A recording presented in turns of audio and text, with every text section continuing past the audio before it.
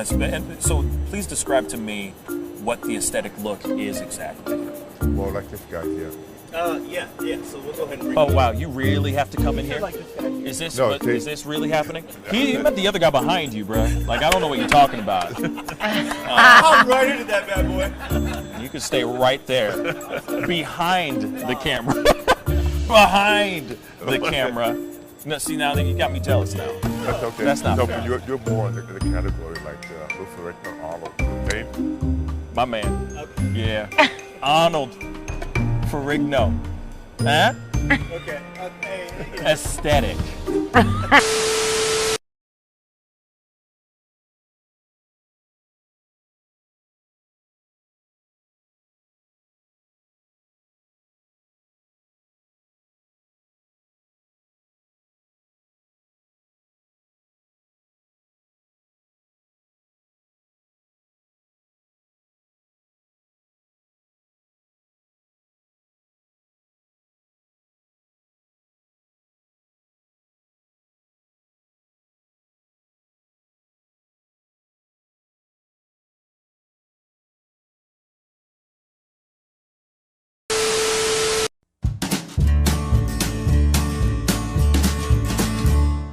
That's great, partner. You two ever go out place everything in its proper place? That does not make sense, but we usually do go. We head to Kroger's, and we work. Oh, yeah. I've got a lady waiting for me back home also. She has the most beautiful scrotum.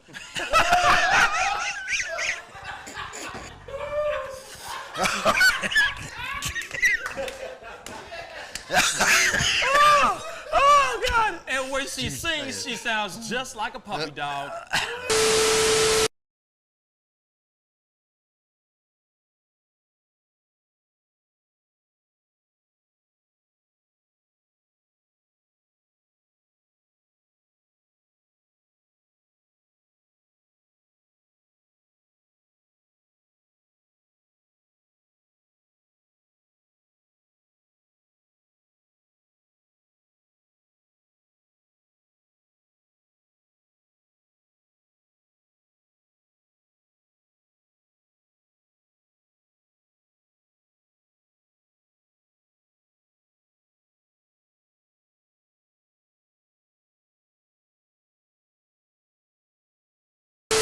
How do you nail a photo? Just gotta get in the mode. You gotta talk with your eyes. Talk with your eyes. Talk with your eyes. You Okay, gotta so have the eyes can you show me a little bit of something, like to this camera? I would love to know how to do this. I just want to know. Well, how I do you do mean, it? Teach the me smile, something. You can get the sexy eyes. Then you know you gotta get the smile. Smile going on some shoes, but you know. Wait, hold up. You got. I gotta when it's try time, this with you. when it's Hold time on. to laugh, I gotta try this you gotta with think you. of something funny and start laughing. Do it again. Do it again. How do you do it? Teach me. Sexy eyes. The sexy eye. This is sexy eyes right here. Smizing? Smile. So you're smizing. Smile. Okay. And then you gotta get the. No, I look like I need to take a poop or something.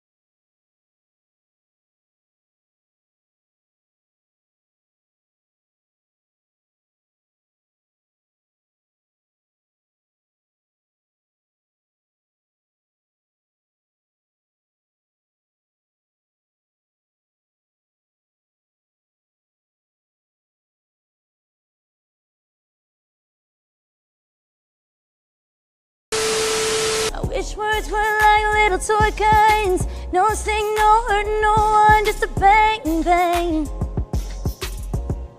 Right? Is that it? Yeah, it's something like that. Just a bang, Toy bang, guns. rolling off your tongue. Toy guns. It's no smoke, no Bang, bang. bullets. Water guns. All right.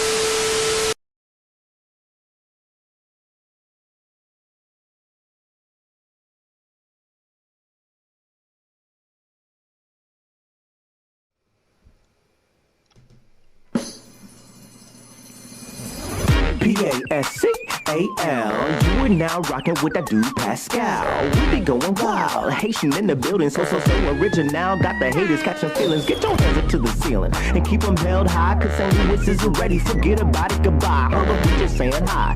Five somebody, rise up. Weekdays, catch us live. Somebody, let's go. Good morning, everybody, and welcome to the Pascal Show. Good morning, everybody. Good morning. I hope you guys are all doing well out here. Okay, I know. Listen. Sometimes a man has issues with their internet services, okay? My internet has been down. The entire area, I don't know, it's raining outside, and suddenly the area that I live in, apparently the internet is, or like the service is down. So I am using something right now to try to keep this bad boy moving, to get this boat like sailing on down the river. Okay? Yeah, boats go on rivers, right? Stupid ass question. Anyway, I got somebody very special on that's coming on here very, very shortly.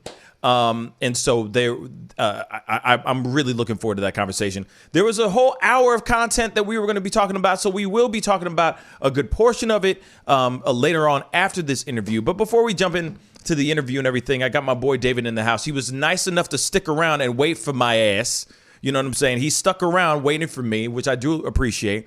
Real talk. I am about to, I don't know. I think I'm going to change internet providers. I think that's what's going to happen, bruh.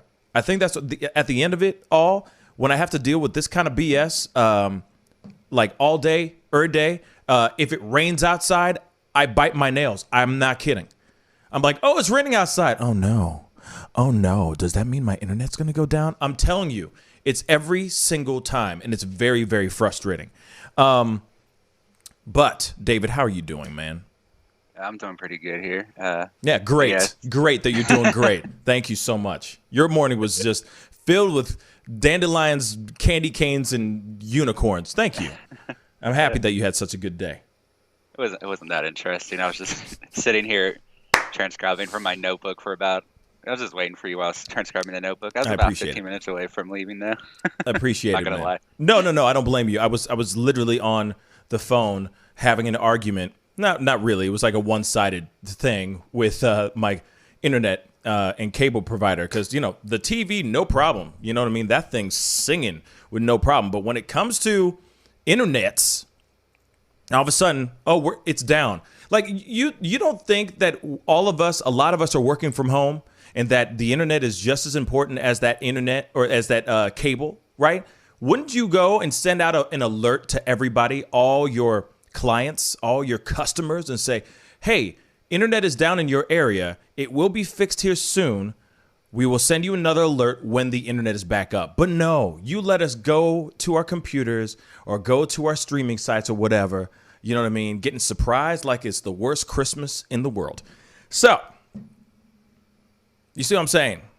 It's bad. It's like, wait, I get a lump of coal today? What did I do? I didn't even do anything, man.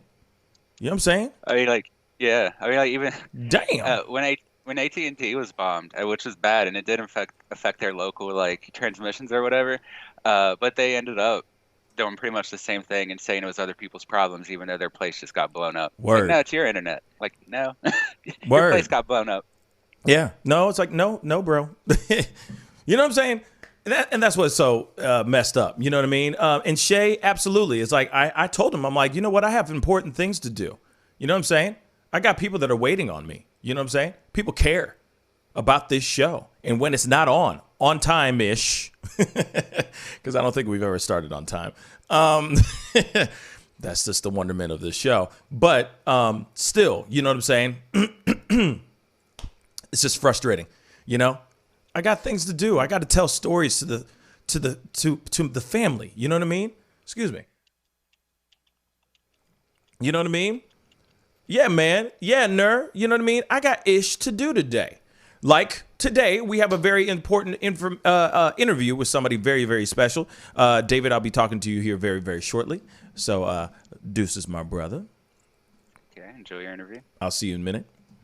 I do have somebody very, very special coming onto the show today. Now, I don't know if you guys have seen my pop-up video that I've had over the past couple days ago. I had a pop-up video that I did about a little girl in school. She was in a Christian school where she expressed a crush on another girl. Well, said girl, her name is Chloe, got kicked out of school. Not only herself, but her brother as well got kicked out of school just because she told this other girl, I'm assuming it in the playground, that she had a crush. I feel like, you know, whenever you say, like in those movies, you always think like those kid movies when you tell a girl that you have a crush on them or something like that. It always happens in the playground. You know what I'm saying? So this is just me dreaming up this idea. But she did tell this girl, this other little girl, that she had a crush on her. The school overreacted, in my personal opinion, and kicked that girl out. But also, the son, or her brother, got kicked out as well. The mother is on the show today. Delaney Shelton, hello. How you doing, sweetheart? Good morning. Thank you so much for being on today. I really do appreciate you being on today because there's a lot to unhash. There's a lot to unfold and talk about with this particular situation. And so, if you don't mind, in your own words, what happened? Because we've been hearing from the news all over the place, and they've been telling their various accounts of what's going on. But I feel like we really need to hear it from you. So what happened? What really happened here with Chloe? So on Thursday, the vice principal called me and told me there was an incident with Chloe and that I needed to come up to the school. So I went up there, and when I got there, they sat me down and told me that Chloe had told one of her friends on the playground, who was a girl, that she had a crush on her. And she asked me how I feel about girls liking girls, and I said, I honestly have no issue with it. And the vice principal looked like shocked and appalled when I said that. And then Really? she looked over at the principal, and the principal asked me, where do you think Chloe learned that kind of language about the word gay? And I said, well, it's 2021. You know, we have gay people in media and everywhere. You'd have to shelter your kids from everything for them to not be around that. So they told me to take Chloe home that day and not bring her back Friday, but that I could bring my 5-year-old son back on Friday. Okay. So I took her home, and when we got home, she was just hysterically crying, asking me, you know, does God still love me, Mom? Am I wrong for how I feel?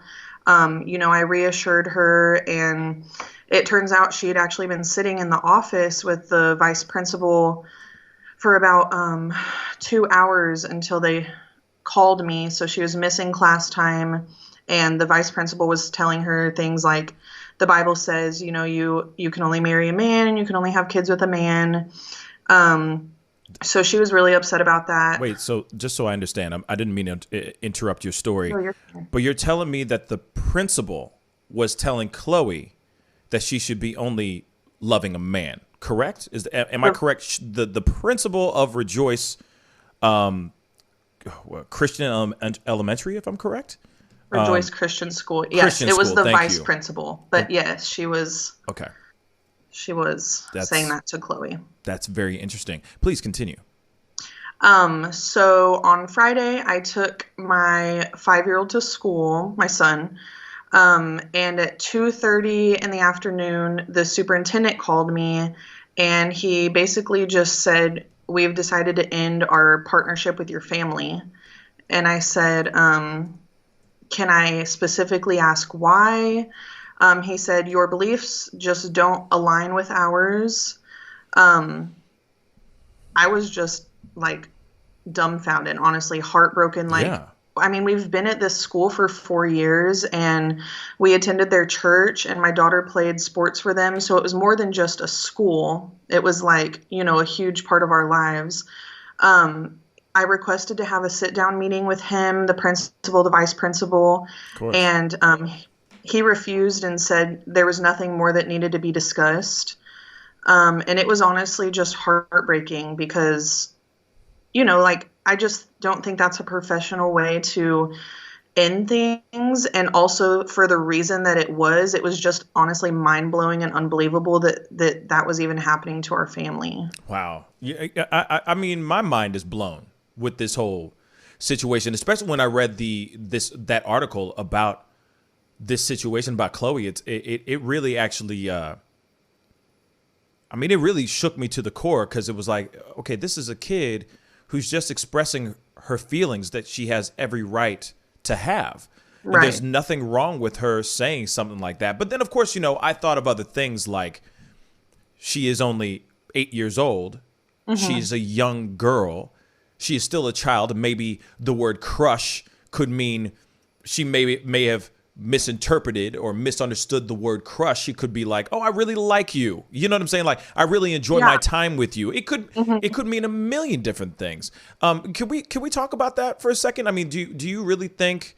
Do you think that? I mean, of course, you can't speak on behalf of Chloe, but in your own opinion, it was that something of her saying like, "I have a crush on you"? Did she understand the actual meaning of crush, or was this like a misinterpreted thing? Was it all semantics?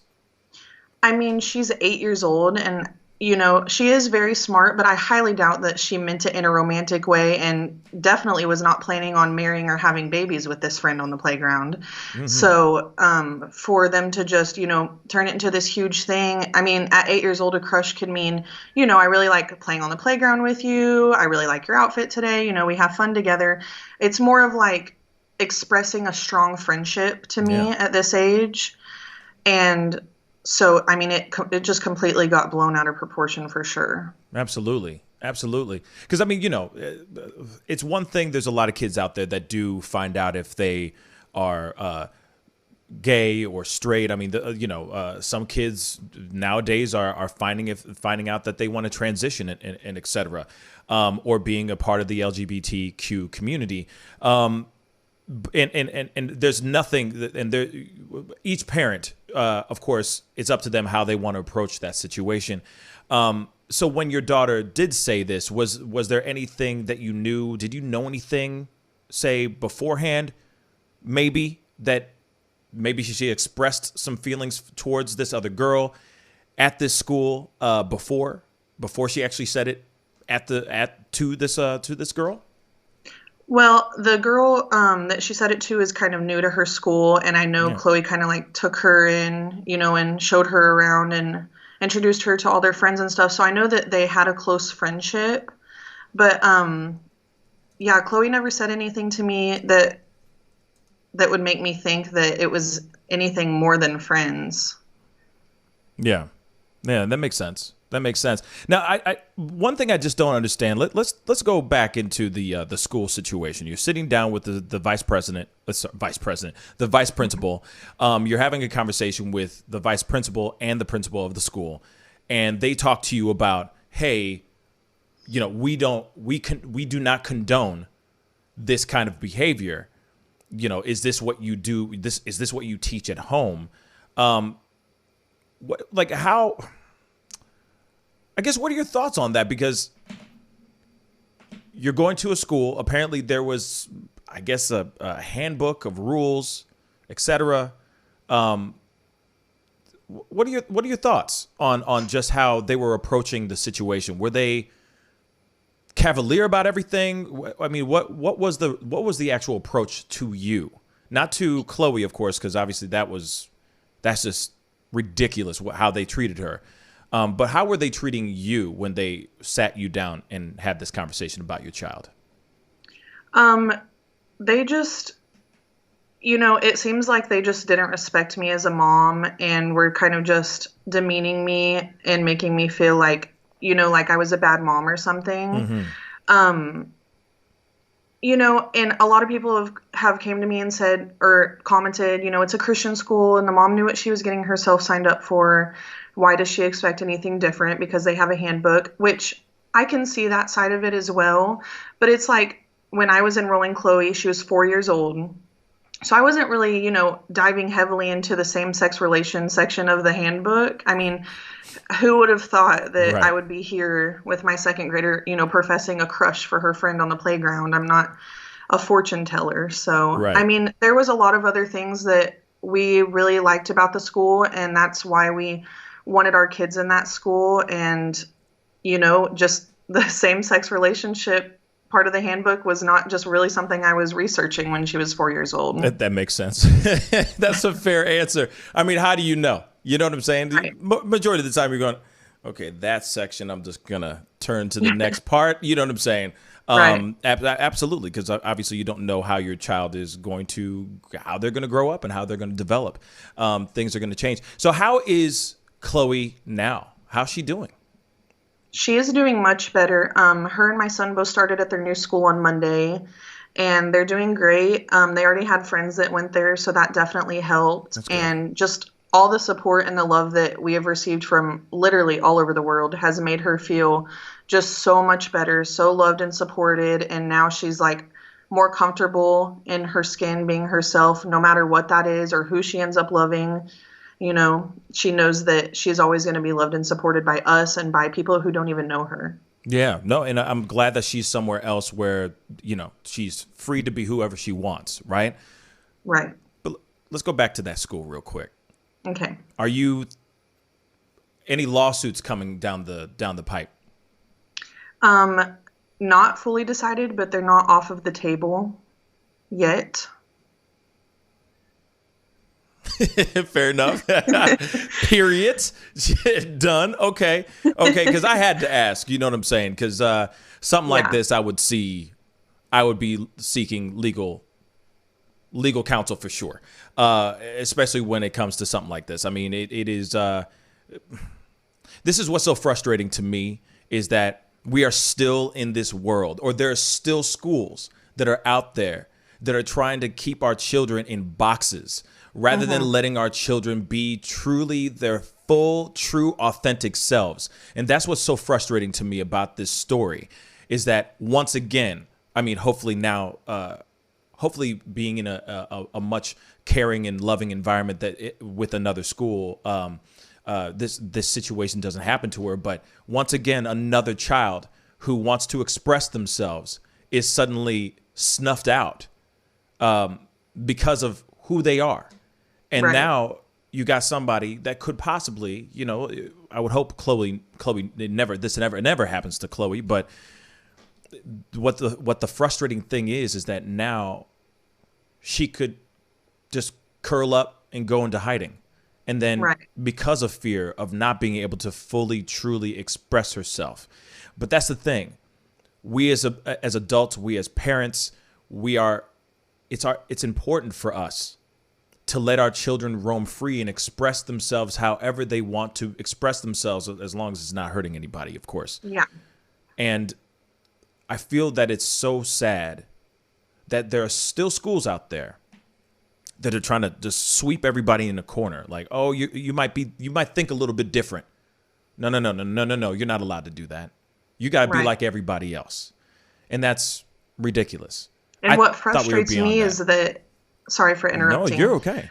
That, people like that are kind of hiding behind the fact that they're a Christian school, because I don't think that true Christians would act that way or make a child feel that way. I mean, regardless of the whole situation, what it comes down to is a Christian school that is supposed to be teaching our children grace and love and God's forgiveness like caused my 8-year-old to question if God loves her.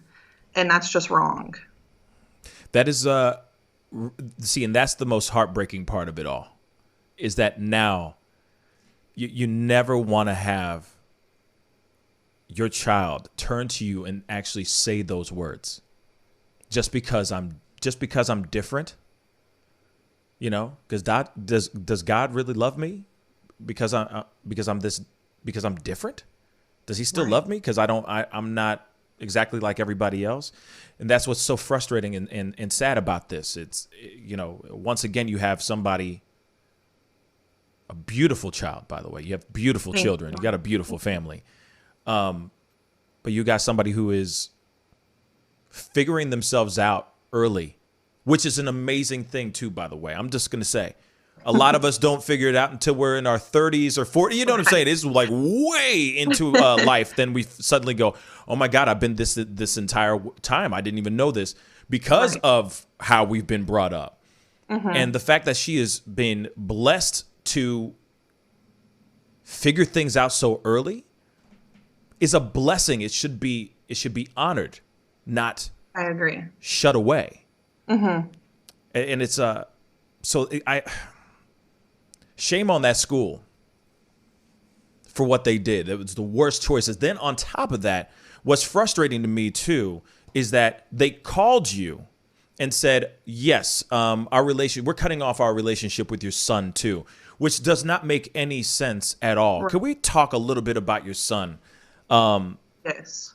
What happened there? Because I know that you of course you said what you said. You had every right to say what you said. And then all of a sudden, suddenly you go home thinking, okay, we're going to have to figure some things out. You're probably already going, well, we're going to take our son out anyway, too. But then you get that phone call. What were your thoughts on that? Especially when they said, we're going to cut ties with your son.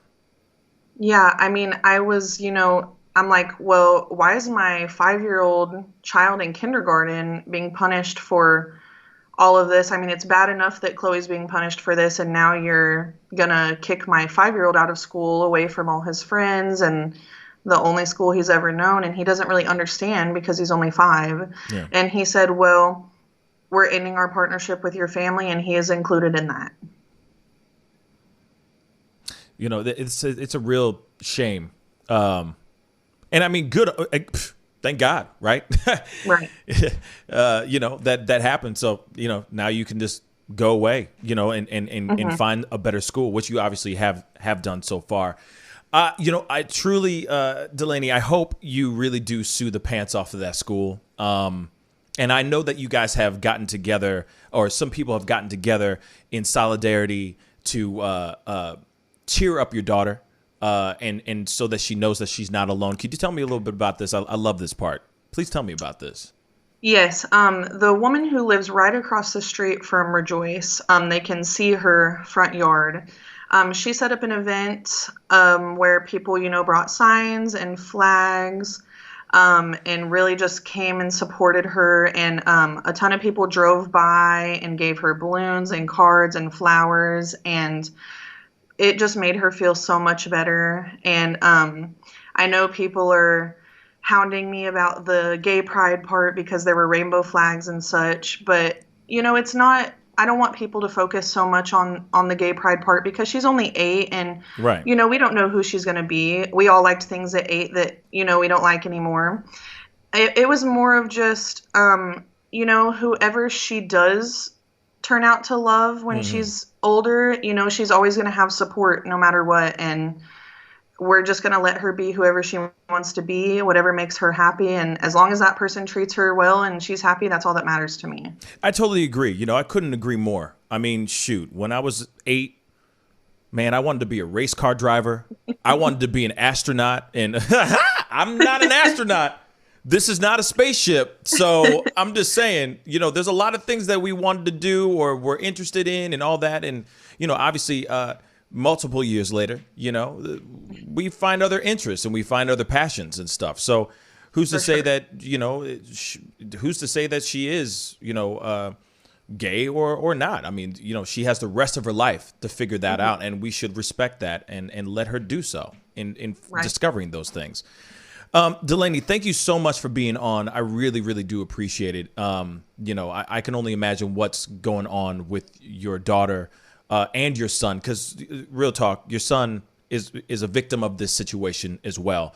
He didn't need to get kicked out, but that makes your lawsuit even more juicier. I'm just letting you know. It's a nice juicy steak of a lawsuit. I can't wait to hear you guys triumph over this school. Shut that damn school down. That's what I think. People need to start thinking ahead, and be more progressive in regards to children and how we raise our children, because we have all walks of life going on. Not everybody's cookie cutter. Not everybody's straight. Not everybody's white. Not everybody's black. There's a lot of in between as well. There's a lot of gray area when it comes to certain things like what happened with your daughter. And these schools, especially the parochial schools, really need to find a new approach to certain situations like this. And I hope that other schools look at this situation, other Catholic and Christian schools look at this situation as an example of how to properly approach a situation like this. Because this was wrong on all levels, Yeah. So Delaney, thank you so much for being on. I really appreciate you telling us your side of the story. Thank you so much for having me. I appreciate you reaching out and, letting me tell our story a little bit more. Of course. And when you have some more updates and everything, we would love to have you back on. Would love to have you back on. We would love to meet Chloe too. I know a lot of us would love to meet Chloe. I know it's school time right now, but yes, but sometime we'll have soon. To catch her when she's out of school for sure. I would love that. Anyway, we're gonna go into a quick commercial break. We'll be right back. This is the Pascal Show. Bye. You love peace and wellness for the holidays. Don't cancel them. Prepare STL. Decorate. Make it as normal as you can, but slow the spread of COVID. Wear a mask. Wash your hands. Watch your distance. Prepare STL, helping St. Louisans of color prepare and prevail. But you see how he makes these S's in his body right here? That's where he's hanging on, and then he's moving forward with the locomotion of his ribs. That is classic Missouri rat snake right there. So I'm gonna go ahead and grab him before he gets into a hole. Now, these snakes are not biters. They won't bite as long as you don't squeeze them. If you just stop them like this, it'll freeze them, and then you just gently pull them back. As long as you don't squeeze them, they won't bite. Yo, Mike, what's up, man? Guy? Good to see you, man. Yeah, so Sugar Fire. Yeah. Fully open, right? Yeah, we're pretty much open. So you can't sit inside yet. Monday you can sit inside a little bit. We'll have 25% of the tables inside, and then we're letting it rip outside. So I know that there's a lot of people really concerned about staying safe and all that. No, so what are you guys doing in regards to that? Well, we have extra people to clean and rub everything down all the time. Everybody inside's wearing masks. And we have those little stickers on the ground so everyone can stay 6 feet apart. Right on. The tables are all spaced out, inside and outside. Sugar Fire, open in full effect right now. They're staying healthy, they're staying clean. Go get you a rack of ribs. Sugar Fire, open right now.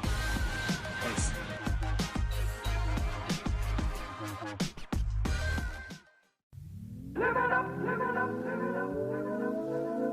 The Fur and Leather Center, providing the highest of fur and leather goods.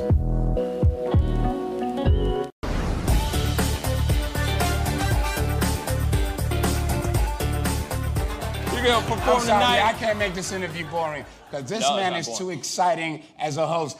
And I'm truly saying this, and if y'all can't do this, me and this man here is gonna leave and go somewhere else where we can get some love. I want everyone in the building to say, I love Pascal on the count of 3. 1, 2, 3. Wow.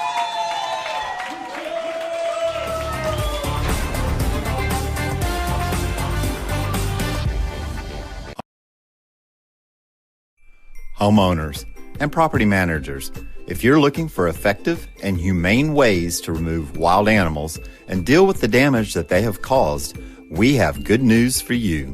Introducing Wildlife Command Center, a professional nuisance wildlife management company specializing in providing animal removal for residential, industrial, and commercial clients. We are the only wildlife company that checks 70 different areas on a structure to determine the answers to the following questions. Exactly which animal are we dealing with? How is the animal getting inside the home?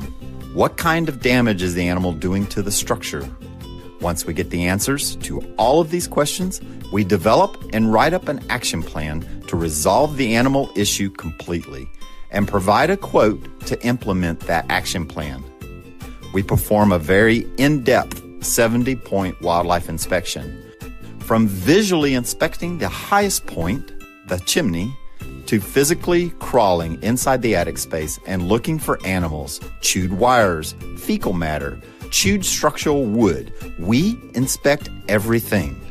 Our inspection process covers all of the following 70 points: animal-proof chimney cap, roof ridge vents, roof to soffit junctions, dormer fascia, attic gable vents, gutter lines, fascia trim, garage door, utility penetrations, water, gas, electric, and cable, bathroom vents, attic roof ridge vents, attic electrical, wiring, junctions, boxes, and lighting, concrete decks, additions, wooden crawl spaces, basement plumbing, penetrations, ceiling, floor, and wall. Wildlife Command Center's mission is to deliver the finest quality wildlife removal and pest control service that is safe for the environment. For more information, call us now.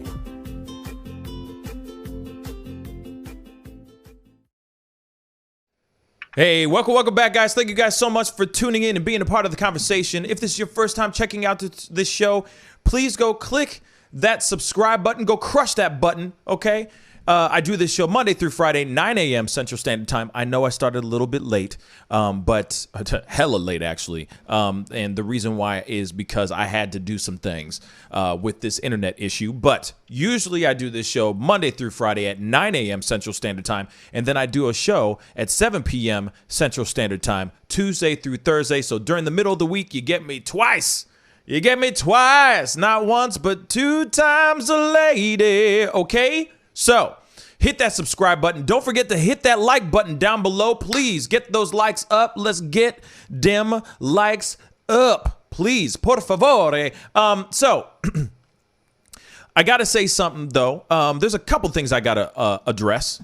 First off, the internet is an amazing thing. I mean, yes, it can be a double-edged sword. Yes, there's some good things and bad things about it. But one thing that I love about it is that got me in contact with Delaney Shelton, the internet.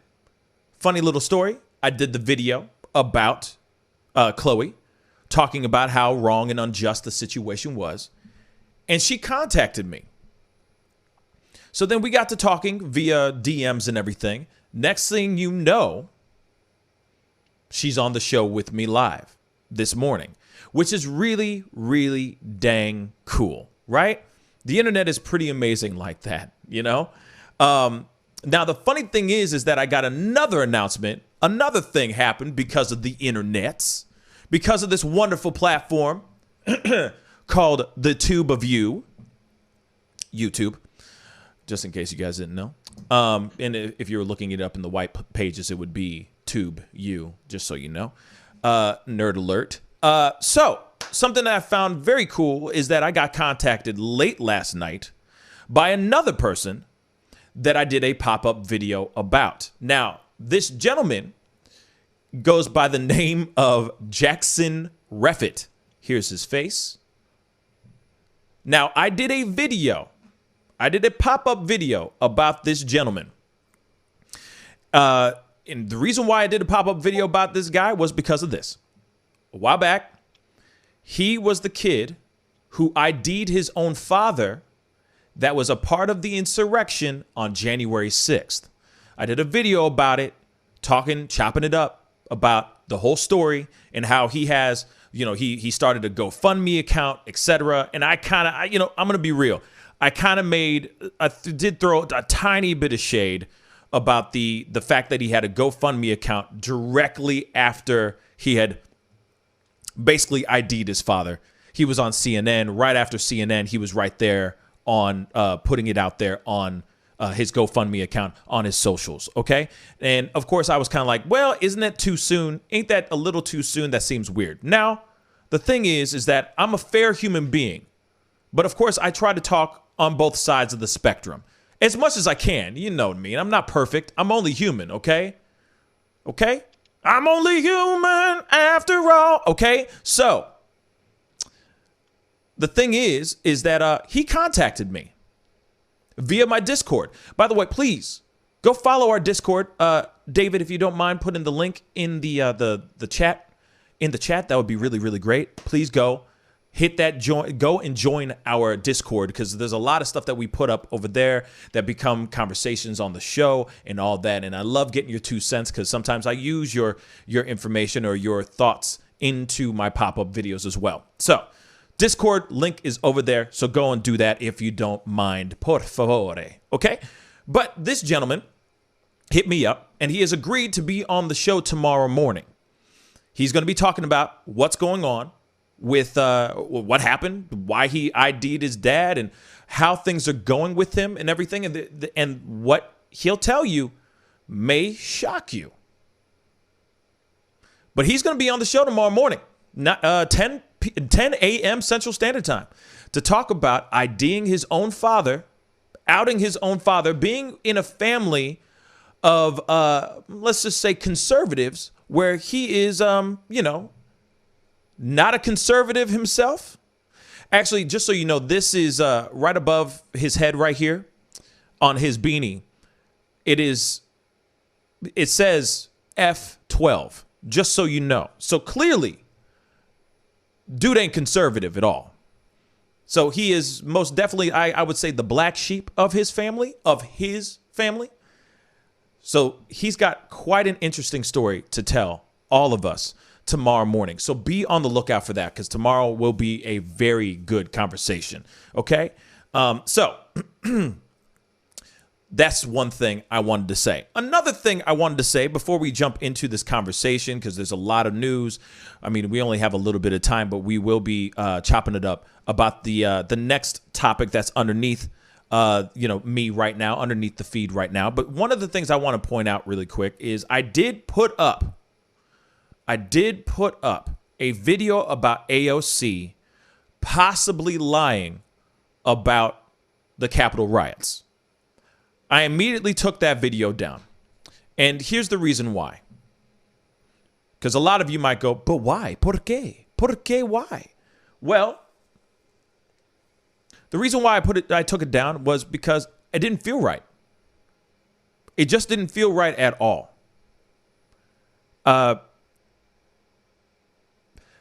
Then as I looked into it more, because there was more things that came out that I saw after I uploaded the video, where it was showing that there are more than just the people that I mentioned in the video.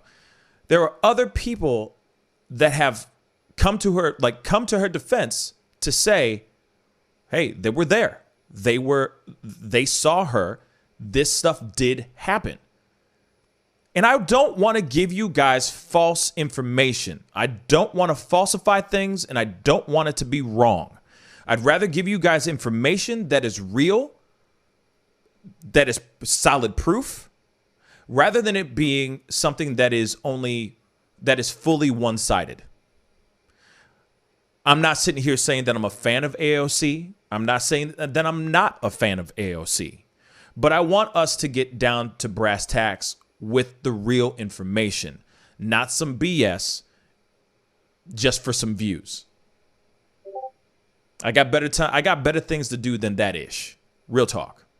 So I just want you guys to know that I put up that video, and then literally after not even an hour of it being up, I immediately took it down because it did not feel right. If my information was more solid, then I would have left it up. But as I looked at it more, I was like, this just doesn't feel right. It just doesn't. And there's plenty of other videos that I've had up that I'm even the stuff where I'm wrong, but I still feel solid in what I'm saying because that's my opinion. That particular video did not feel right, so I took it down. And I hope you guys can understand that and respect that. It's not every day that I put up a video and I take it down. I keep things up, and I'll let you guys rail in on me. Are you an idiot? Blah, blah, blah. Bruh, let me tell you something. Real quick. So the Morgan Wallen video that I did had so much backlash, so much to the point where people were harassing me through DMs. Real talk. I didn't say anything wrong in the video. Nothing I said was wrong. There was nothing wrong in that video. But then suddenly the video got knocked down because of whoever out there, the powers that be, did some BS out there. So I'm just letting you guys know these are the real things. As the show continues, as the show continues to grow, and especially when it comes to, like, say AOC, or when it has to do with a white guy, a white country singer that has a whole lot of following that says the N-word, and I put in my own 2 cents on how I feel about that situation, which I have a right to give my own opinions about it. Just know that those videos are up, or, those videos were up because I feel some type of way about that. If they disappear, it's not on me. That's somebody else. But I'm not kidding you.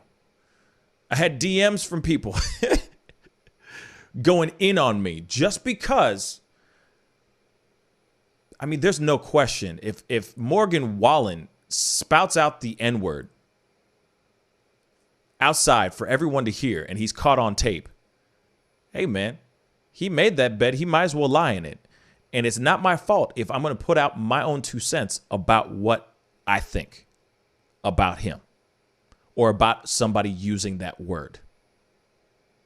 And yet people were coming in on me because of my thoughts and my opinions about the word that I hate more than anything in the world. It is nails on the chalk. I feel like that's 99.9% of most black people do not like hearing that word, period. They really don't. So, it's just a good example. It's a good example of how crazy and polarizing our world really is. Because there are people out there that get angry. There are people out there that get angry about stuff like that. About a guy say they're trying to defend the dude that says the N-word. It just doesn't, it's asinine to me. You know what I'm saying? It's absolutely asinine to me, in my personal opinion. But I digress. I just wanted to be candid with you guys about the AOC situation. We are going to be talking about that here in this conversation. Now, Candace Owens, though, Candace Owens is getting some backlash, apparently, because, she apparently said some stuff about AOC that's not entirely true. And she's like mocking her, making fun of her, all that stuff, and putting out conspiracy theories about AOC. David's got the story. What's up, man? What's the story here, man? All right. So, as you guys may know, Candace Owens is pretty far on the, well, she's solidly on the right and often targets people on the left. She's a fairly partisan speaker. And in case you didn't know. We saw, yeah, in case you didn't know. What we saw today, or last night and today, is on Twitter, it was trending AOC lied and AOC Smollett, partially because accusations have been coming out that she some people are saying she lied, and other people are saying she exaggerated her incident, the incident at where she was.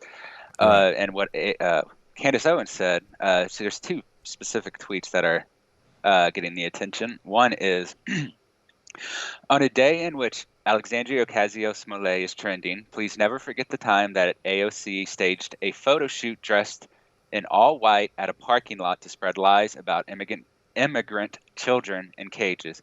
And what she's referring to here is when AOC was at near the border, and she went to one of the facilities that was fenced in, and people were saying she was crying or photoshopped there, and she's crying over an empty lot. But from what I could tell while she was there, she was basically at that fence specifically to be yelling at the workers. That's where the workers were and the guards, and she was telling them that they were wrong and should let people go. But she was actually there, and she was actually near the camp. Yeah, I'm gonna pull up I'm gonna pull up that photo just so you know. I'm sorry. Continue, brother. And despite that, Owens goes on to say, faking her own attempted murder was the next logical step. And yes, you did say that. Yeah. Bruh. So, like I said, Ocasio-Cortez was in fact at the border. She wasn't crying over. Well, I mean, I don't know what she was crying over, but she wasn't crying by immigrant children. She was crying by the guards, but she was still crying about the incident or whatever, right? Yeah. Here, just so you know, real quick, and you can continue. Here are the photos while he's telling us the story. Here are the photos that she was mimicking as well. She was obviously mimicking AOC and all that. So, sorry, continue, David. All right. So that's one of the stories that Owens keeps sitting on, keeps claiming that is misleading at the very least, if not outright lying, I guess. And in a follow-up tweet, Candace Owens goes on to say that since Alexandria Ocasio-Smollett is trending, let us all be reminded of the time Ben Shapiro challenged her to a debate and she falsely accused him of catcalling her with bad intentions. How many men has AOC falsely accused of heinous acts against her? She seems disturbed. Unsurprisingly, that's the one that got most of the negative feedback.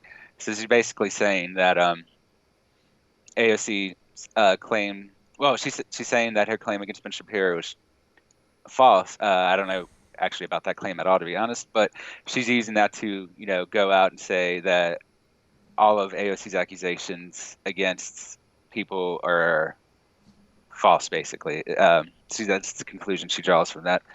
And what a lot of this is coming from is, like I said, AOC lied was trending. It was actually trending more from the left side. It was mostly cat pictures and stuff. Like the AOC lied thing wasn't a conservative trend. It was a left trend to kind of like preemptively attack the story. So it was mostly just left-leaning memes and things. Yeah. Though a lot of news. Yeah.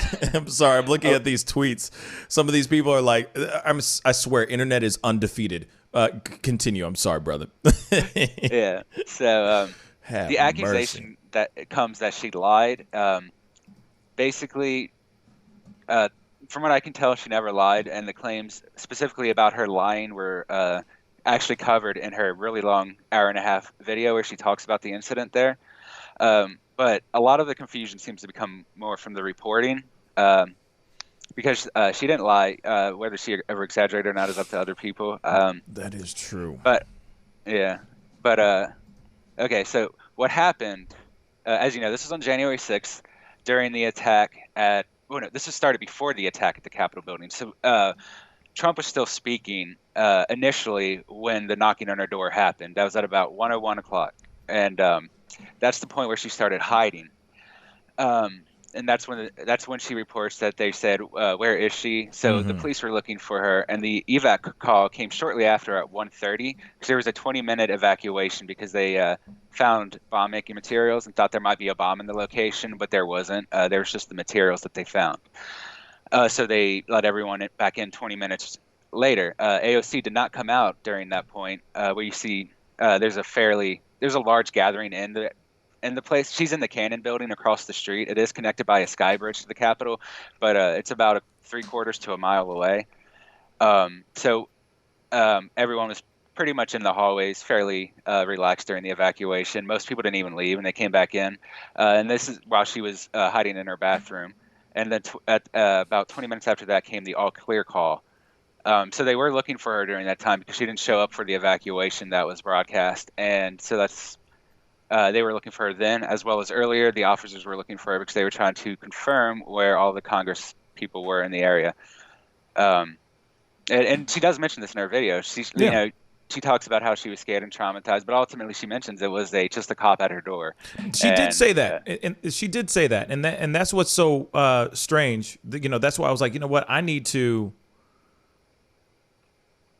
like, that's the reason why I didn't, you know, that's why I took it down, because I did say in the video that she did say that it ended up being a cop. But of course, you know, it just seems like there's a lot of information that's going back and forth about this situation, about the story, her account, what's true, what's not true, all that. And you know, and with this situation, it's like, I understand that, yeah, maybe where she was less than a mile away. I mean, it was literally, I said in the video, it's like 0.3 miles away, like basically across the street in a way from the Capitol building. Who's to say? Independent Street. Yeah, it was just basically right across the street. So, you know, who's to say that she wouldn't be a little scared? Who's to say she wouldn't be going, oh crap, poop my pants type situation? You know what I mean? Like, my God, all that's going on over there, they could come over here.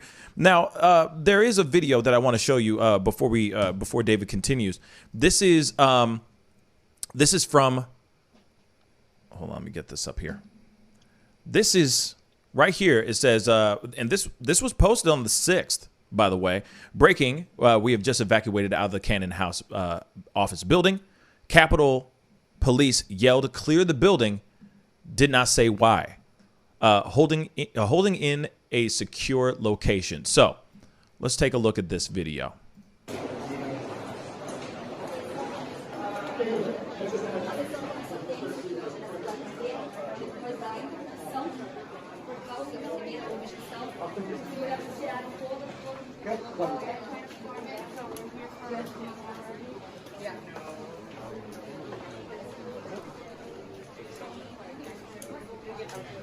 Right.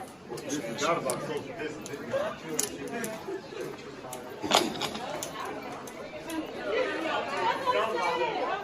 So my understanding, this is the place that they all evacuated to. I mean, that's just kind of what I thought it was. They all evacuated from the Cannon building, and they all came here to this particular to this particular place. Now, AOC is nowhere to be found. She's not down there, as she said in the video, as she said in the live stream. She did say, I was not there. I didn't go there. You know what I mean? So continue, David. I'm sorry. I just wanted to show that quick video. Yeah, so actually the video you're showing did happen at roughly 1:40. I don't have the exact timestamp, but it was during the evacuation call, so it was between roughly 1:30 and 1:50. Mm-hmm. And there's also other streaming video of the neighboring building where some other congressional leaders, I guess, live or stay, have dormitories while they're in D.C. in the area. So there's also streaming from there. It looks like they were going through the same situation, which makes sense. If they found bomb materials near the building, it would affect the one, because this is immediately the neighboring building to the west. I don't think they're direct. It doesn't look like they're directly connected, but if you took the sky bridge to the Capitol, you could come back that way and get to it. Or if you just, went down Independent Street, you could immediately get there as well. Right. So there was streaming from there, and it looks kind of like what we see at the Cannon building, where most people were just kind of lounging around in the hallways. And it is confirmed that the Cannon portion, as well as the building to the west, was never actually breached by any rioters. So that's why you see people mostly relaxed, because the actual attack on the Capitol building is across the street, and there's also the huge field in front of the Capitol building between the two. It's like it's not really a park. It's like I guess like a driving complex to get around is a better way to describe it. Yeah. And most of the attack was like directly up on the Capitol building itself once they broke past the fences. So they never moved south or westward, as far as has been reported by the FBI and Capitol Police anyway. True, and Lex Payne just said something that was very true too, and I forgot about putting that into my own thoughts as well. Nobody gets more threats than AOC, and I'm sure a bunch of other people as well. The fear is real. So imagine you see all this chaos going on across the street. This pandemonium. You are literally a part of the threat. They're saying that they're going to hang and kill and do all this stuff, assassinate, kidnap, etc. While you are sitting there going, yeah, right. You know, you get these emails or you get these people that'll send you DMs because they feel that inspired to go try to find you and DM you directly and threaten your life. Sometimes you're going, nah, whatever, man. Bye. You know what I'm saying? Like you're going to be, I'm untouchable. But then you see January 6th happen with your own two eyes and you're going, oh my God, everybody could come here. All the people that said that they wanted to kill me could actually do it now. Holy crap. And what do? They go and do all that stuff on the 6th. So now you're thinking, bruh, oh my God, they could actually come after me. This is an actual thing. They could be trying to find me right now. Oh my God, oh my God, oh my God. You see what I'm saying? That would make anybody very, very concerned. That would make anybody scared. Now, the thing is that this is the one thing that I don't get is because she did say, shoot, you know, I need to find that video. I need to find that video because I did put it in the pop-up video, which of course I took down. But there's a video that she did say, I had a close encounter where I literally thought I was going to die. Verbatim. And I think that's important to see too. I think it's really important to see that because I think that that's something that everybody's looking at and going, oh, wait a second. Is she lying? Could she be lying though? And that's a possibility. But at the same time, let's take a look at this video. I got it right here. I'm sorry. I did put it up on the pop-up video, but this is important too. This is really important too. You know what I mean? We got a super chat from Eat My Ash. You might want to read. Ooh, hold up. Okay. Where? Oh, yeah. Go ahead. Go ahead and read it. Thank you for the super chat. Eat My Ash says, she didn't lie. She just didn't tell the whole truth. Bang. And I think that too. I think that she was, obviously there's a lot of emotions. Of course, anybody who is accounting something that does happen, it's going to be a little exaggerated. You know what I mean? Everybody's perspective is different, right? So, of course, when she's telling her story, she's going to, you know, it's going to be a little dramatic from her side. Somebody else may not be so dramatic. But let's look at this video real quick. This is from her first live stream on IG. Let's take a look. I was going to die. Close to security concerns, but I can tell you that I had a very close encounter where I thought I was going to die. One more time, because I think this is one of the things that people are holding on and hanging over her head right now is the first video and then it's the second video. We have to talk about this, and I know that there's some people that feel some type of way about this, but I have to talk about it.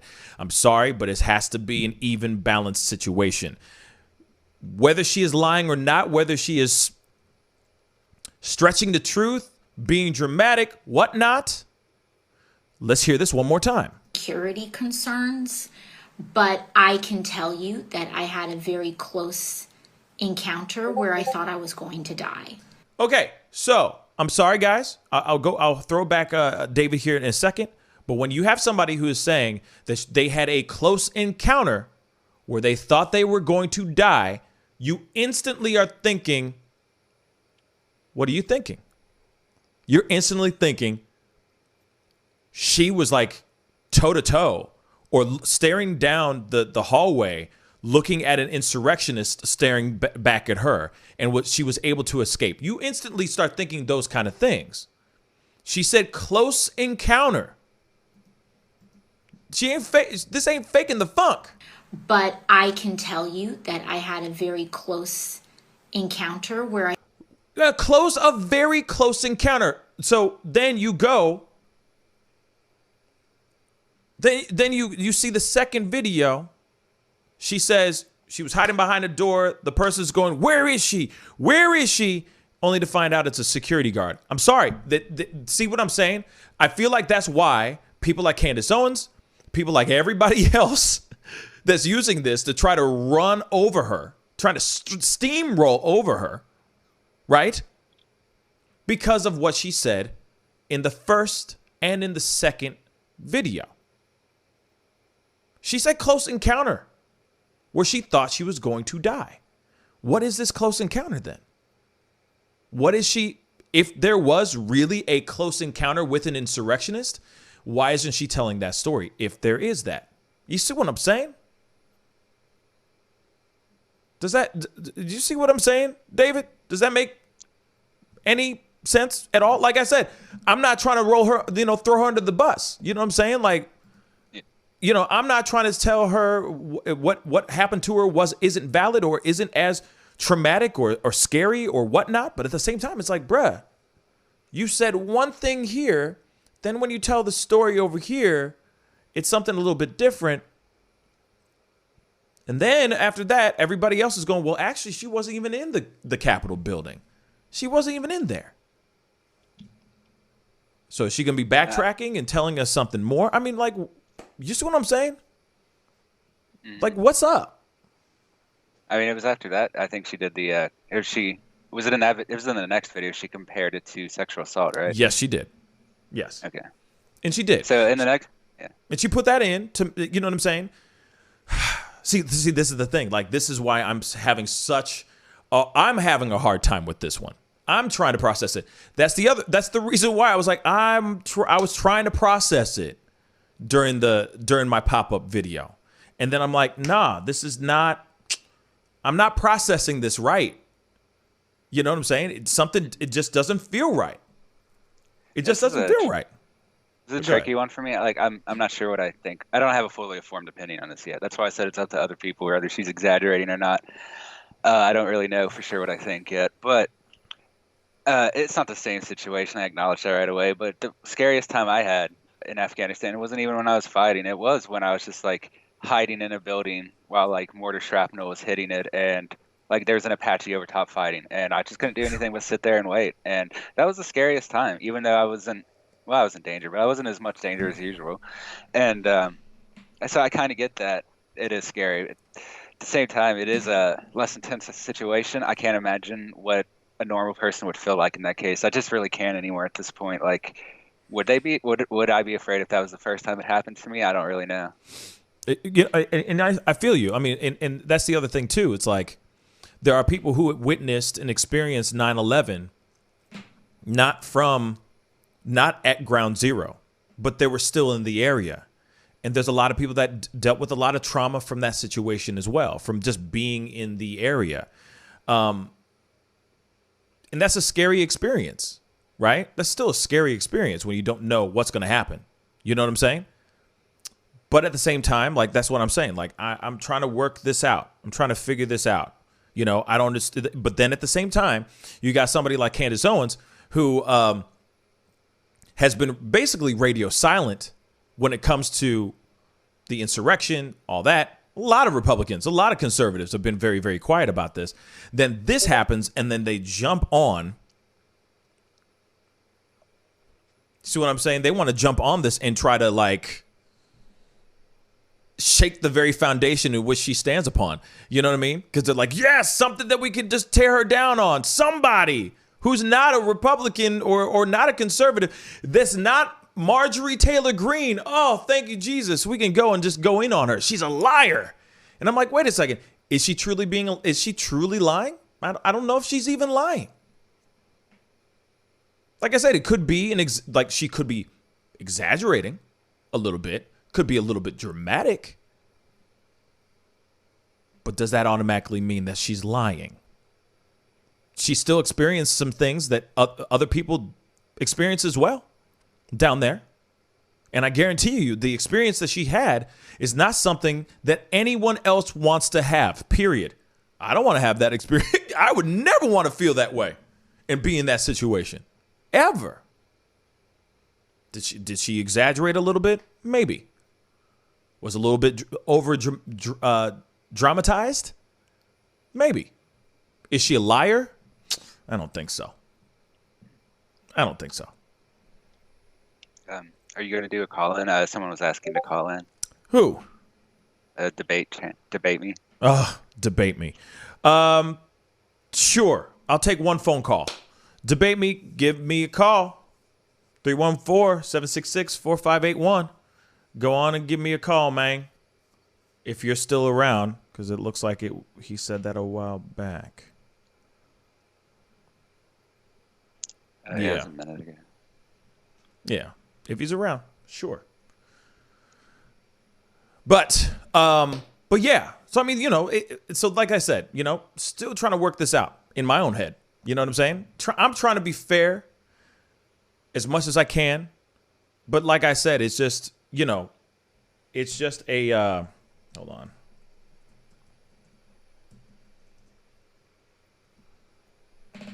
Three one four 314-766-4581. Give me a call. Debate me. Courtney, thank you. I just sent it to him again.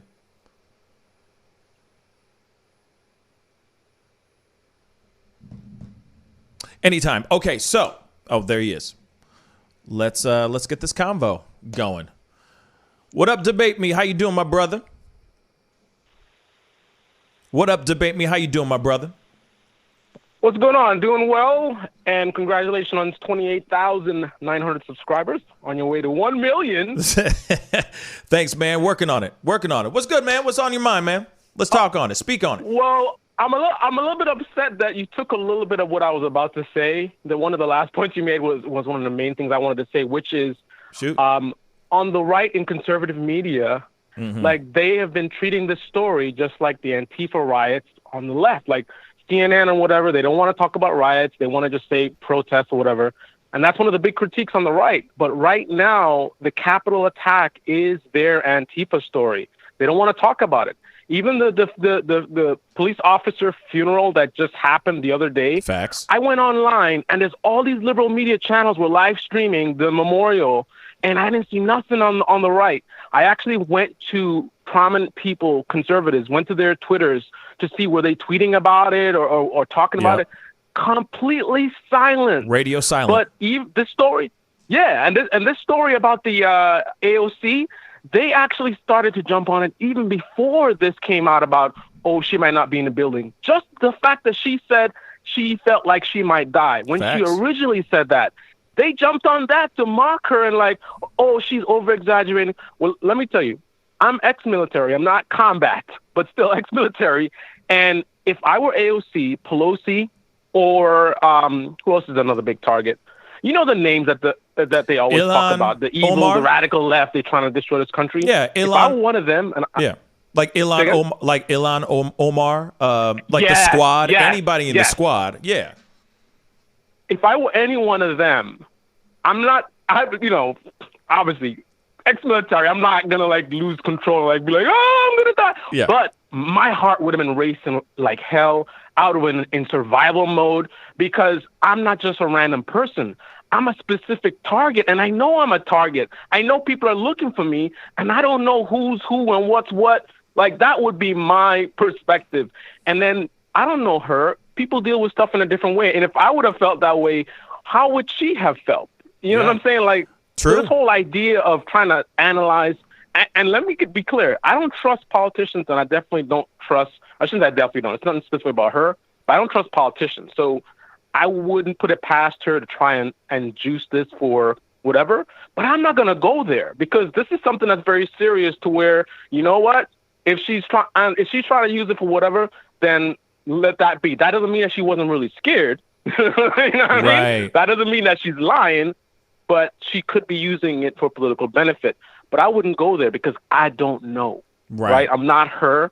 And I know if I was there, I would have been scared, straight up. And again, I'm gonna let you go because I'll take up time on your show. But you good, the final thing is, yet again, radio silence on all the stuff, all the military people being arrested, all the police being arrested, all the fire department people being arrested, the person who tried to sell the laptop. And you've been covering this stuff, but the right, all they doing is talking about Oh, Biden sucks. So, the press secretary, she's a clown. Oh, they're censoring us. Just completely ignoring the story. Remember they were talking about statues pulling down, trying to erase history? They're trying to erase the Capitol attack right now.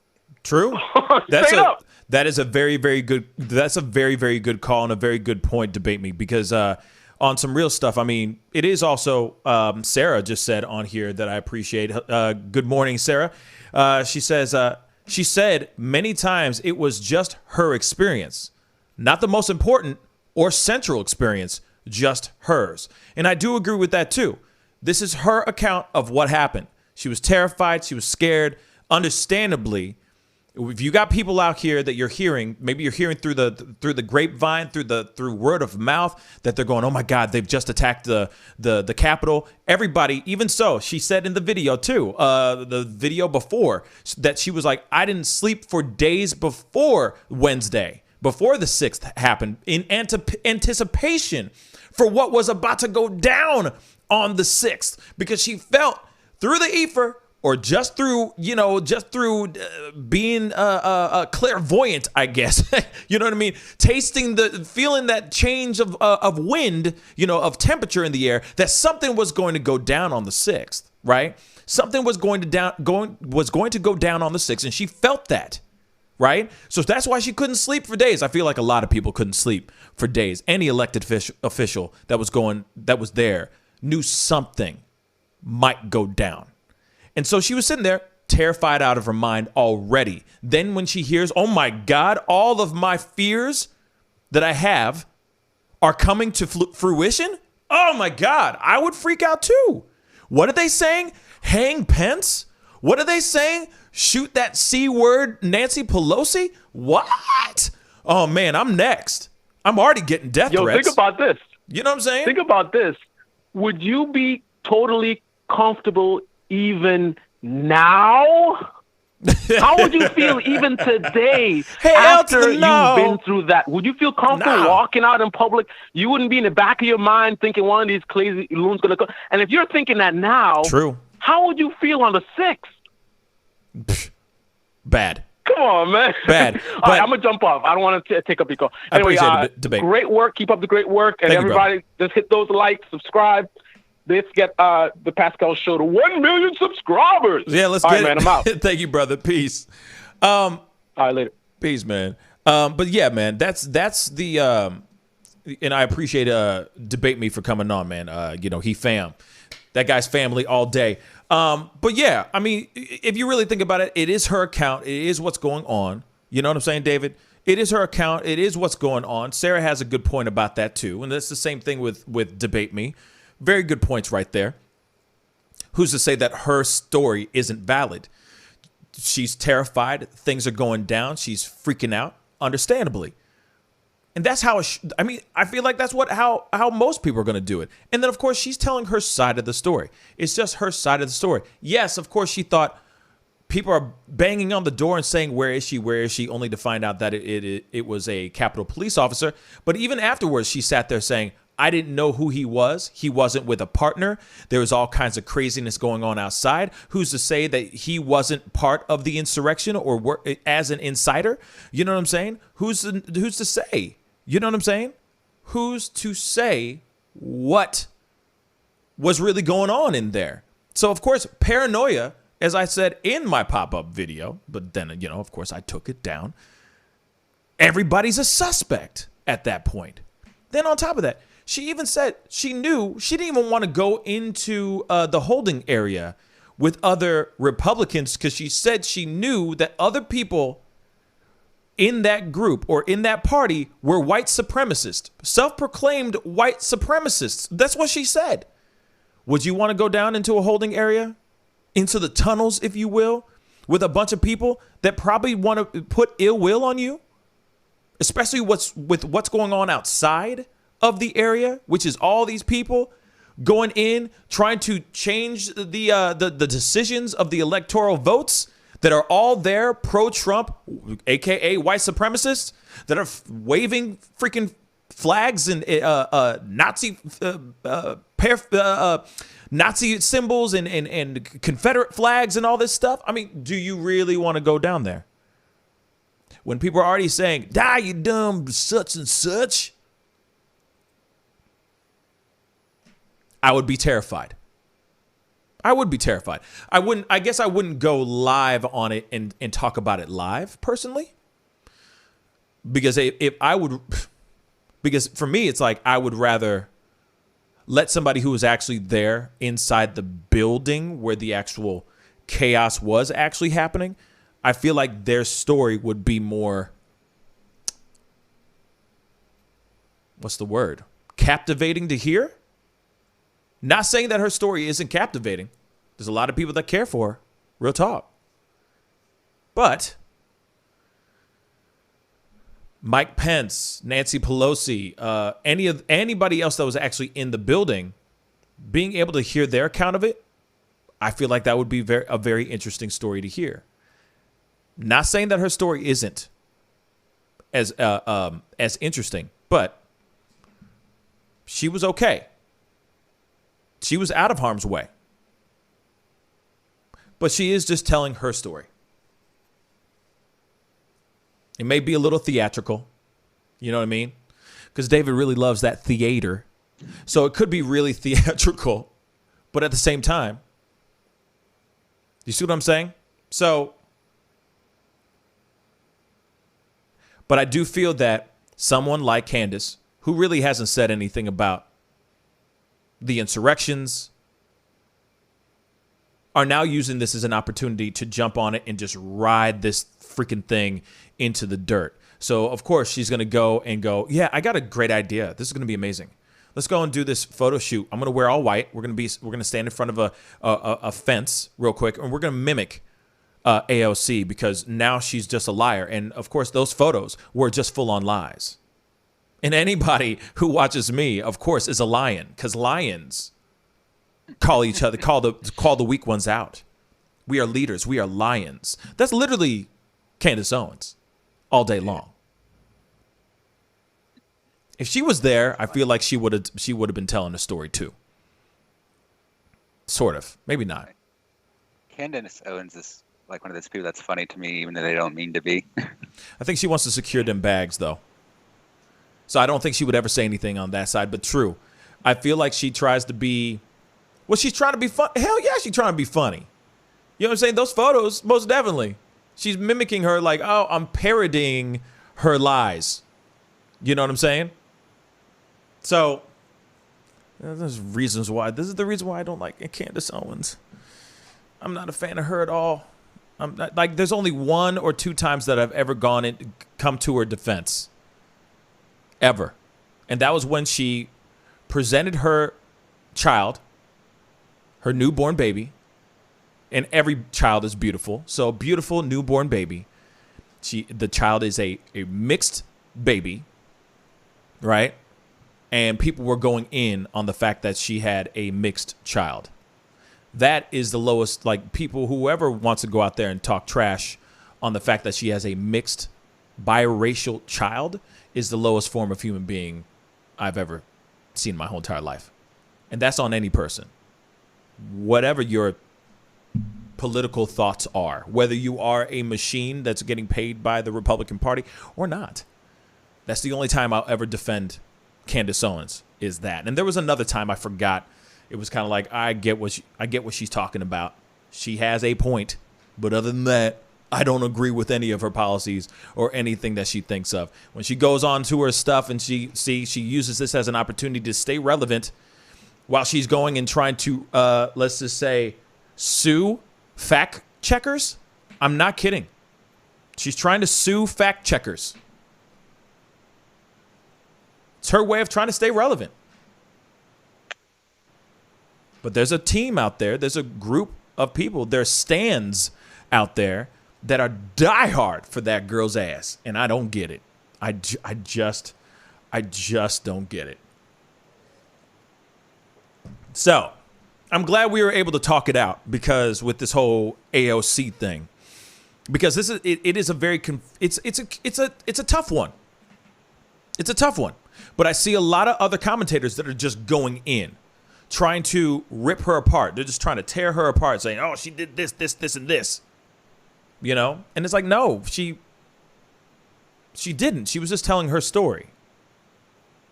But they're going to pick apart every word that she says so that they can spin it to make it seem like, oh, somebody a part of the Democratic Party said this, blah, blah, blah. Your superstar AOC just lied to the American people. Instead of actually talking about like, hey, that insurrection was really jacked up and wrong, and we need to figure out a way so that this kind of stuff doesn't happen anymore. You don't see anybody talking about it. In fact, I see more people on the right, commentators and whatnot, on the right talking more about trying to justify those actions than actually going and saying, hey, you know what, that was wrong. That was wrong. It's insane. It's absolutely insane. They try to downplay the insurrection.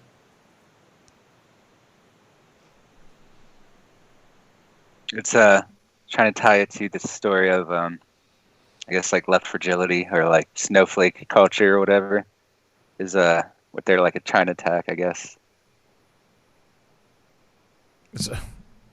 Whatever they want to call it, or anyone wants to call it.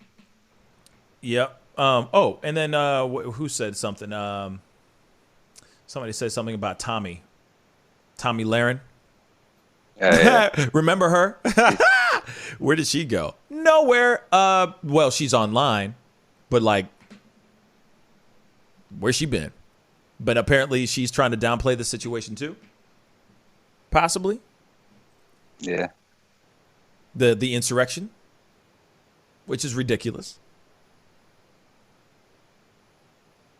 Sarah just said, Pascal, she does a lot of things on live, how she interacts with her constituents. I'm assuming she's talking about Candace, Sarah, right? Right, Sarah? I don't want to be wrong. I'm kind of looking at all these things out of context in a way. I think Sarah's talking about AOC. Okay. Yeah, I mean, she does. She does a lot of things. She'll go on Twitch and do all that. And here it is, though. I give AOC mad props for that because these are the times. And the times are changing. And people, the younger audience, the younger crowd are streaming. The younger crowd is watching Twitch and YouTube and not really Facebook. The Facebook is for the older folks. But you see what I'm saying. They're Twitching, they're IGing, or they're YouTubing, to watch their stuff. Right? So, of course, she's going to go, you know what I'm saying? She's going to go to the place where the people want to hear her name or hear her voice, And, of course, if anything, those people are her future voters. So, of course, she's going to go to the place where in 4 years she's going to turn to them and go, hey, remember me? Come vote for me. If she was to run, which is I don't know 2024, but 2028? Possibly. But yeah, that girl, Tomi, bye. Like I Glad she's gone. I could care less about that girl. To be really honest, she went from being. I just remember the moment where she just nuked her own career. She nuked her own career when she was like on her show. She was on Blaze, and they were like, "She's gonna skyrocket. This girl's gonna be incredible." Blah blah blah. She's some a pretty blonde, blue-eyed girl who has her very hardcore conservative views.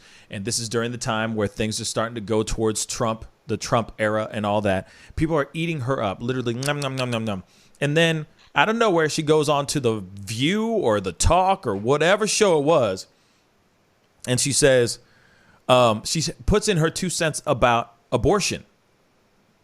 Which, by the way, on her show, she would go to town about people saying that they were pro-choice. But she goes on to this show, and of course, she's hoping for an opportunity to get one of those seats. So she says, oh, yeah, I'm pro-life, or I'm pro-choice. I'm actually pro-choice. The world imploded. The world imploded on her because they're like, bro, you know what I mean? Because they're so used to the other show where she's sitting there putting in her 2 cents, saying about X, Y, and Z and how she's all about rah, rah, rah, conservative, Republican, Trump is the way, MAGA. And then she goes on to The View and says, oh, yeah, I'm pro-choice. I'm pro-choice. Everyone, it's your body, it's your choice. She destroyed her career right after that. The Blaze said, ha, deuces, and she was gone. Then next thing you know, she's shooting things on her iPhone and all that.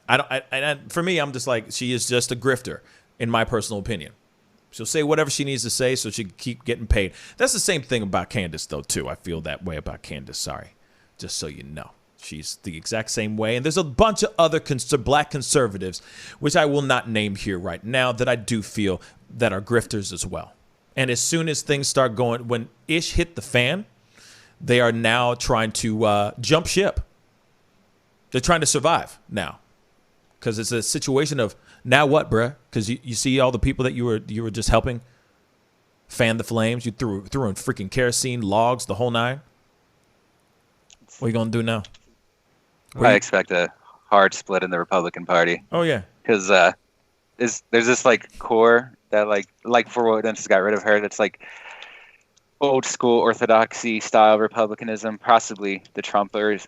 They may be the Trumper type party. And then you kind of have the more moderates that will probably still stay in what's now called the Republican Party, that seem to not care as much about how people behave. But that is the main theme. I mean, that's part of what we saw developing during the Trump era, is that there is a strong sense of orthodoxy amongst Republicans on what you can and can't say. And if you go outside of it, you have to be censored. Exactly. And yeah. And that's what happened to Tommy. And don't worry. Just you wait. Candace Owens will say something really dumb that will go against what her party or her people agree with, and she will be canceled with the quickness. Trust and believe. She is not perfect. Trust and believe. It's coming. It's coming. Just being honest. Just being honest. Debate Me said, you made a good point. Yes. You know, I monitor media coverage, so I've been monitoring conservative media. You are correct. Much more efforts to downplay than to condemn. Yep. I mean, that's basically what they're doing. They're doing everything they can in their power, to try to sit there and go, oh, no. It's not like that. It's not like that. Oh, come on. It's not like that. It's like, no, bruh, you wrong. Yeah, conservative news has definitely kind of turned a blind eye to politics over the past month, because pretty much all the stories would make them look bad. So they've definitely been avoiding them. Right. That's why they've been looking at, courtside Karen and LeBron James funeral. Instead of the damn funeral of a man who risked his own freaking life. Suggest blue lives don't matter to them at all. Like, that's a straight up patriot right there. That is a patriot. That is a patriot. And I mean patriot in the positive way, not the 1776. Okay? Not MAGA. I'm talking about a patriot. Dude who risked his own freaking life, and they're not even playing his stuff. No, they're streaming it, though, on their socials. But that's about it. Get out of here. It's whack. It's whack. But anyway. They're just trying to do as much as they can to jump on this situation as much as they possibly can. And that's what's so frustrating about it. Any possible way to make it make them look good or whatever, you know what I'm saying, is, it's just frustrating, man. It's sad. Really, it's sad. Instead of just going, yeah, okay, hey, okay, wait a second, guys. All right. Okay, guys. All right. Yeah, I know. It got a little crazy there. It got a little crazy over there. But honestly, we're good people. There's some bad, you know what I'm saying? But we're good people. We're trying to make some things happen. That's all we're trying to do. You know what I'm saying? And we're not part of that crap. We're not part of that world. You know what I'm saying? If they want to do insurrection and terrorism and all that stuff, we're not a part of that. They could easily just say that. They could easily say that. But they're not doing that. In fact, some people are, like I said before, are trying to downplay it like it's nothing. And that's what I find so strange. Or they're going, It's the whole don't ask, don't tell kind of situation. It's not even, I don't even know what you're talking about. What insurrection? Wait, something happened on the 6th? Oh, wow. I just remember getting up, brushing my teeth, going to work, coming back home, eating some dinner, going to bed. That's all I remember. I don't know what you're talking about. What insurrection? I don't know what you're talking about. That's literally what's going on. Stupid. It's stupid, y'all. Have mercy. Antifa might control thousands of MAGA. And there's somebody out here that's probably thinking that debate. You know what I'm saying? There's probably somebody. Like Breitbart still pushes that. Breitbart? Oh my God. I think they're still pushing it. That it was Antifa and BLM behind the entire plan. Oh yeah, and the same thing with Marjorie, Miss Marjorie, doesn't give a damn. You know what I'm saying? So she's just out there going, well, that's what we needed to do. And she said out loud in speeches, we should, hang and kill people for treasonous things like Nancy Pelosi. I mean, they've said all this crazy stuff, man. Crazy ass ish. It's real. Stuff is real, y'all. Unfreaking believable. Unbelievable. But there you go. You know what I mean? So there it is. When it came to AOC, I'm glad we were able to talk it out because we needed to talk about it. I felt more comfortable talking about it than that video I did.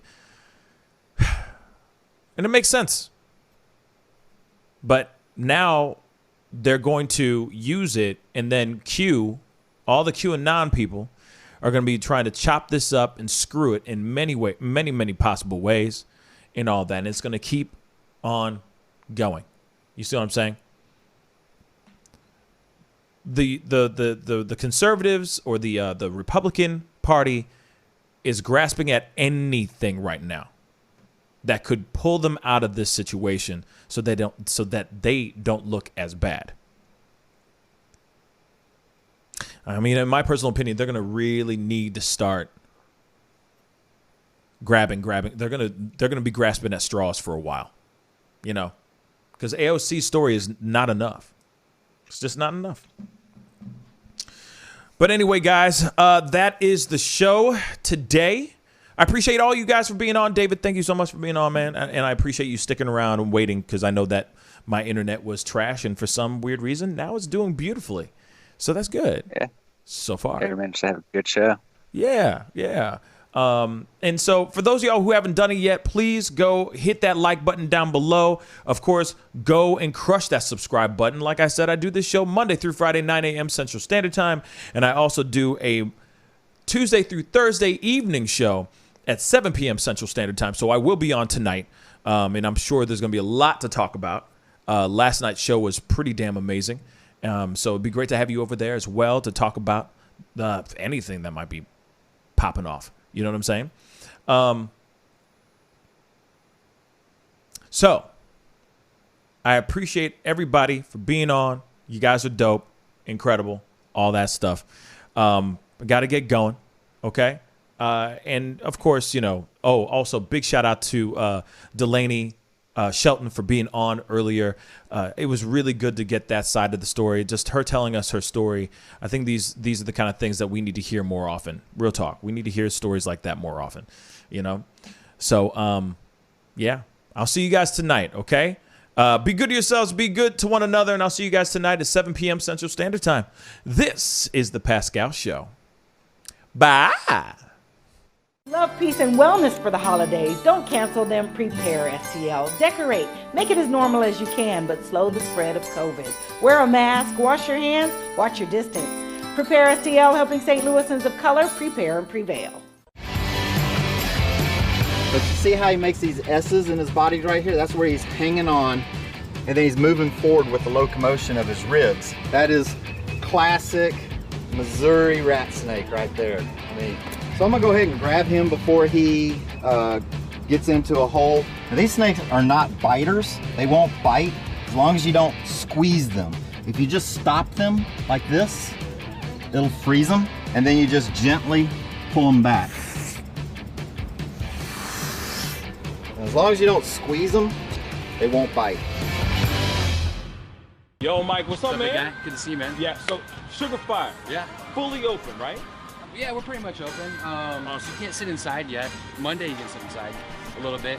We'll have 25% of the tables inside, and then we're letting it rip outside. So I know that there's a lot of people really concerned about staying safe and all of that. No, so what are you guys doing in regards to that? Well, we have extra people to clean, rub everything down all the time. Everybody inside's wearing masks. And we have those little stickers on the ground so everyone can stay 6 feet apart. Right on. The tables are all spaced out, inside and outside. Sugar Fire, open in full effect right now. They're staying healthy, they're staying clean.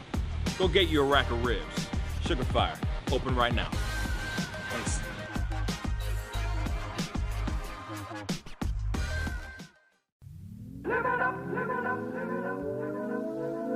The Fur and Leather Center, providing the highest of fur and leather goods.